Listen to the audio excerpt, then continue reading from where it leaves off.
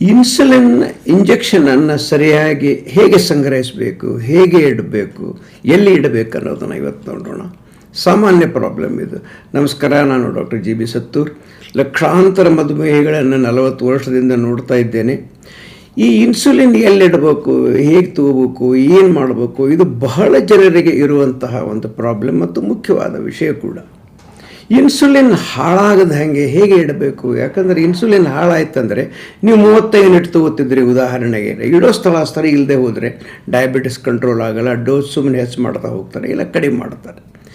ಮೊದಲನೇದಾಗಿ ಬಳಸದೇ ಇರುವ ಇನ್ಸುಲಿನನ್ನು, ಯಾವ ಇನ್ಸುಲಿನ್ ಯೂಸ್ ಮಾಡ್ತಾ ಇಲ್ಲ ಅದನ್ನು ಫ್ರಿಜ್ನಾಗಿ ಇಡಿ, ಫ್ರಿಜ್ ಇದ್ದರೆ. ಆದರೆ ಫ್ರೀಝರ್ನಲ್ಲಿ ಇಡಬೇಡಿ, ಮೇಲೆ ಭಾಳ ತಂಪಿರುತ್ತಲ್ಲ ಮೇಲಿನ ಖಾನೆ, ಅಲ್ಲಿ ಅದು ಗಟ್ಟಿಯಾಗಿ ಇನ್ಸುಲಿನ್ ಪೂರ ಹೆಪ್ಪುಗಟ್ಟಿ ಹಾಳಾಗಿಬಿಡ್ತದೆ. ಫ್ರಿಜ್ಜಿನ ಮಧ್ಯದ ಶೆಲ್ಫ್ ಏನಿರುತ್ತೆ ಅಥವಾ ತರಕಾರಿ ಡ್ರಾಯರ್ ಮೇಲಿನ ಶೆಲ್ಫ್ ಏನಿರುತ್ತೆ ಅಲ್ಲಿ ಇಡಿ. ಫ್ರಿಜ್ಜಿನ ಬಾಗಿಲಿನಲ್ಲಿ ಭಾಳ ಜನ ಇಡ್ತಾರೆ, ಆದರೆ ಅದು ಇಡುವುದು ಸೂಕ್ತ ಅಲ್ಲ, ಸರಿಯಲ್ಲ. ಯಾಕಂದರೆ ಬಾಗಿಲನ್ನು ಆವಾಗ ತೆಗಿತಾ ಇರ್ತೀರಿ, ಅದರ ಟೆಂಪ್ರೇಚರ್, ತಾಪಮಾನ ಬದಲಾಗ್ತದೆ. ಬಳಕೆಯಲ್ಲಿ ಇರುವಂಥ ಇನ್ಸುಲಿನನ್ನು ಯಾವುದು ಯೂಸ್ ಮಾಡ್ತಾ ಇರ್ತೀರಿ ಅದನ್ನು ನೀವು ಸಾಮಾನ್ಯ ಕೊಠಡಿಯಲ್ಲಿ ಇಡಬಹುದು, ಫ್ರಿಜ್ ಬೇಕಂತೇನಿಲ್ಲ. ಆದರೆ ಅದನ್ನು ಬಿಸಿಲಿರತಕ್ಕಂಥ ಕಿಟಕಿಯಲ್ಲಿ, ಟಿ ವಿ ಮೇಲೆ ಅಂತಲ್ಲೆಲ್ಲ ಇಡಬಾರ್ದು. ಕೊಠಡಿಯಲ್ಲಿ, ಕೋಣೆಯಲ್ಲಿ, ತಂಪು ಕೋಣೆಯಲ್ಲಿ ಅದನ್ನು ಇಡಬಹುದು. ಅದಕ್ಕೆ ನೇರ ಬಿಸಿಲು, ಗ್ಯಾಸ್ ಸ್ಟೋವ್ ಅದೆಲ್ಲ ಬರಬಾರ್ದು. ಪ್ರಯಾಣ ಮಾಡುವಾಗ ಇನ್ಸುಲಿನ್ ಕೂಲಿಂಗ್ ಬ್ಯಾಗನ್ನು ಬಳಸ್ಬೋದು.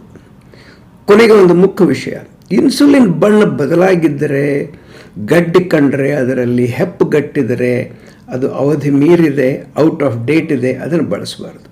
ಸರಿಯಾಗಿ ಸಂಗ್ರಹಿಸಿದ ಇನ್ಸುಲಿನ್ ಮಾತ್ರ ಸರಿಯಾದ ಕೆಲಸ ಮಾಡುತ್ತದೆ.